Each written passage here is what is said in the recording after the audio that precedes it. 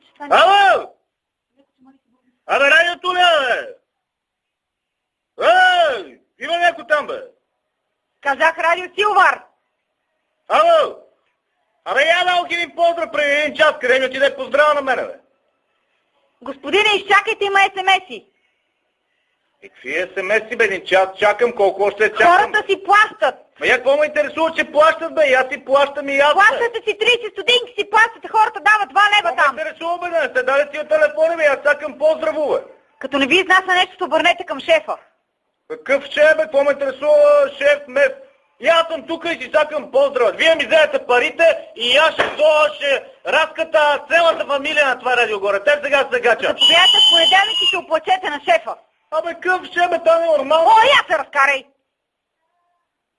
О, курво! Ще пристъпа горе и ще отрежа зелката, ма! Абе, педал, мръсен, гнусен, гаден, я се разкарай, бе! Ти е пак, о, деба, твоята сганда еба, мръшева деба! О, ще го туря на майка ти, узете ченцето, бе!